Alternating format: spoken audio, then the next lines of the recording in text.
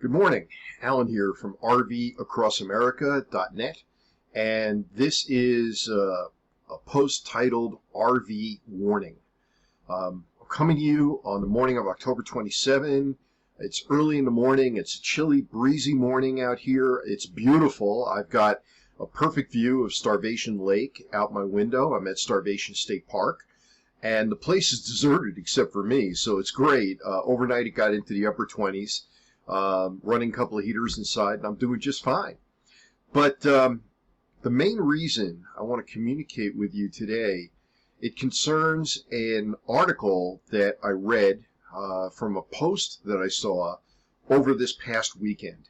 The post I want to credit to rvtravel.com, and the article was an investigative piece done by the Indianapolis Star, and it concerns a family who lost everything in the RV world and nearly lost their lives thanks to the incompetent quality and construction of some of the campers being made today.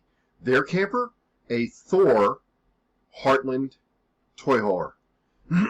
Once again, a Thor Heartland toy hauler. Now understand, as part of their investigative piece, and you'll find the whole report or access to the report and my take on it over at rvacrossamerica.net/RV-warning. Once again, rvacrossamerica.net/RV-warning. I link you to the information you'll need for RV travel, and I tell you about the article. So this is a family that purchased a brand new Heartland toy hauler, Thor Heartland toy hauler. And they're driving down the road. I think they'd owned it for a matter of a few days, and it caught fire. It caught fire. The assessment was from the investigators that it was improperly wired electrical box. It took out the camper, and it took out the truck. Fortunately, the family, with their young infant, and I believe with a dog, got out of the truck without any physical injuries. Of course, the teenagers that they have suffered trauma as a result of it, so they're not too jazzed about getting back into an RV or a camper and going out and enjoying the lifestyle that I've now known for 11 years as of next month. You know, let me kind of sidestep here a second and share just a little bit, because I put things into my written post that may sound self-serving, but you need to understand my background and why I do what I do. I've been on the road for nearly 11 years. I started in November of 2011. It's now the end of October of 2022. And that was not my first initiation to RVing. I actually owned two Class C motorhomes back in the 2003 to 2006 period. One was a Winnebago, and one was a Forest River Coachman. And it was very clear to me that there was a big difference between the two. I didn't really understand it at the time. I just knew Forest River to be a big name. But I can tell you that one was reasonably well built, and the other one was crap. And pardon me being direct, but I think we're at a point where we can't mince words here anymore. We have to really call out the bad actors for who and what they are. So when I got into the RV industry itself, and that would be 2014, that's hard to believe that we're now knocking on 10 years. I started in RV sales for a small dealership in Casper, Wyoming, and I really, I'm thankful for the friendship and for the tutelage of the two managers there, two men whom I'm still in contact with. I have a lot of respect for, and they really schooled me on what is really going on in the RV industry and what the RV industry to a great degree is all about. But I'm also fortunate that the dealership was one that had existed for many, many years and had two of the best lines at the time, two of the best product lines that we could possibly offer. And yes, we also offered some crap. I became very successful at that store, and not by selling my soul.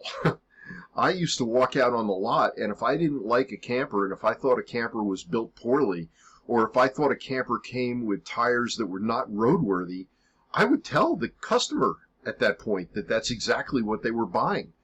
And many people, most people, were highly appreciative of the fact that I could show them the difference between junk, something that's not junk, that's not much more expensive, and something that was a bit more expensive that was legitimately a unique and superior product. So through very frank conversations, not only with those two gentlemen that ran the store, but with the service manager and the service writer, shout out to Dan and Andrew, they schooled me on the build and the build quality of various manufacturers and various manufacturers' campers. Because you'll understand when you go to my post, and I make this point also in the post, that Thor and Forest River are essentially multi-corporate conglomerates. In other words, they each own 20, 30 different companies that manufacture RVs. So if it's Thor, it could be Heartland, it could be Crossroads, it could be DRV, it could be Jayco now, and you can go down the list. You could just run right down. If it's Forest River, they have their own brand names. And one of the things that these guys do is, in some cases, they try to hide the connection. You know, it'll be a whatever, and they don't mention by Forest River or by Thor. So the consumer is left to conclude possibly that the camper is independent, the camper manufacturer is independent, whereas they're not. Now, the reality is there are some independents out there, and the independents in general make a pretty good product.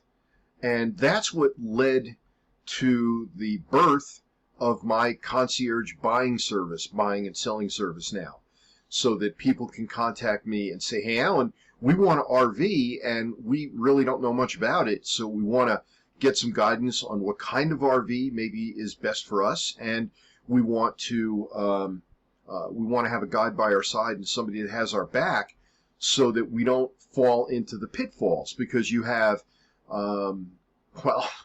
you have dirtbag manufacturers that will do things like what happened to this family with the Heartland toy hauler.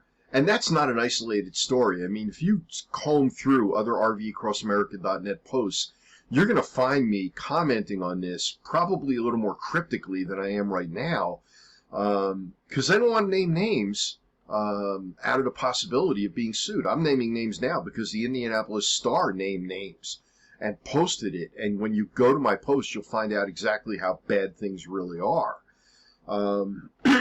But I've seen stories of, and I've seen personally, axles break when they were misdesigned. I've seen slides fail because the motor was underpowered, or because the slide was never put in properly in the first place, or so hopelessly misdesigned that it would never work right. I've seen tanks fall out. I've seen underbellies fall out. All of this is stuff that you could make a comedy video of if it wasn't so tragic. People spend tens of thousands of dollars on these things.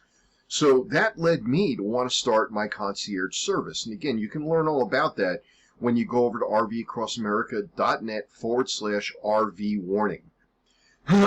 But I really want to commend the Indianapolis Star for stepping up to the plate, doing this investigation.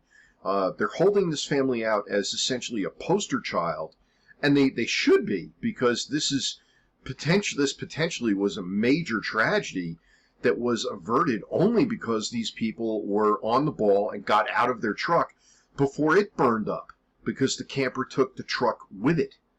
And you know, this just was, to me, infuriating, because one of my roles, I mean, I'm a lifelong educator. I taught for over 20 years in New Jersey, which is probably why I'm a little bit direct spoken. By the way, this is my liver cleanse tea. I'll bring you up to date on my health, and there's nothing but good news. But it's something that I'll share with you because, you know, hey, you might want to know what I'm doing, because you might want to do it too. I don't know. But let me stay focused here. I used to be out on the lot educating people.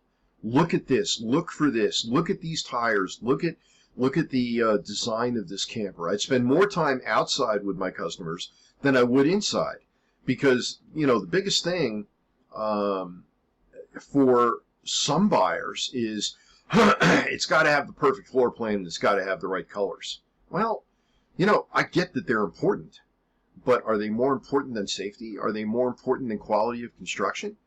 Even as a 17-year-old, I can remember as a 17-year-old, and hell, that was almost half a century ago. Boy, that's a scary thought. I walked into the Chevy dealership in my hometown in New Jersey, and I was going to buy my first car.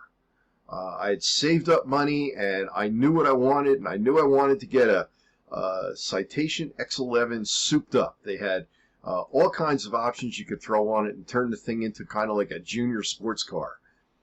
And I wanted to talk to the salesman about the design and the engineering of it and the, you know, the extra add-ons that you could add that would improve performance. And his first question is, what color would you like? And I was like, are you kidding me?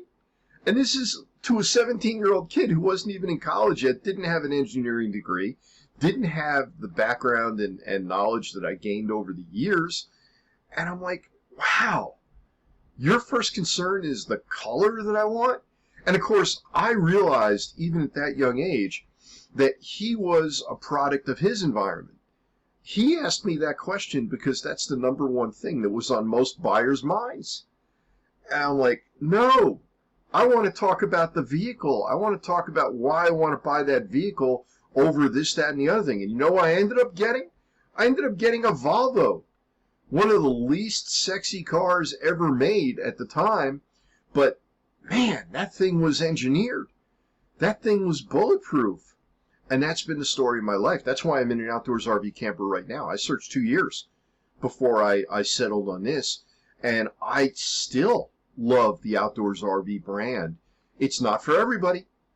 My fifth wheel was made for full-time RVing, and they don't make fifth wheels right now for full-time RVing, only in the sense of the size and the structure and the scope and the storage. The quality of construction is there, believe me, but their fifth wheel designs are not really for full-timers. There's one other company I highly recommend, and there's another one that's on the horizon that if you're thinking about a fifth wheel, we got to talk, because it's coming, and it's coming soon. Now, one of the other things I always recommend to my clients is that you buy used, and obviously with a company that's just about to come out with a brand new fifth wheel, it's going to be brand new, at least for a year until people start selling them, and then you can get into the used sales market and save some money.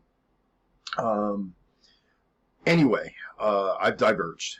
I should also add that there are independent companies, new independent companies, that have just started up recently and are producing product, and there is a little bit of used product that's already out on the market from the original RV buyers of that company, and I feel pretty good recommending them. So by all means, reach out and let's talk. If you're looking for travel trailers, motorhomes, whatever, it doesn't matter.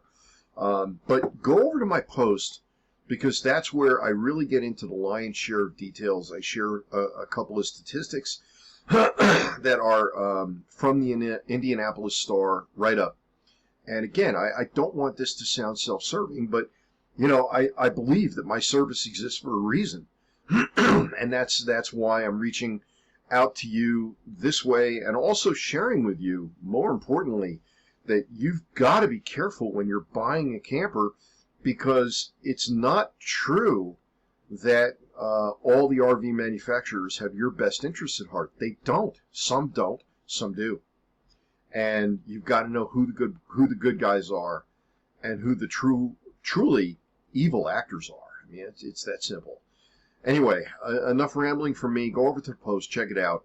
Alan at rvacrossamerica.net /RV warning. And thank you.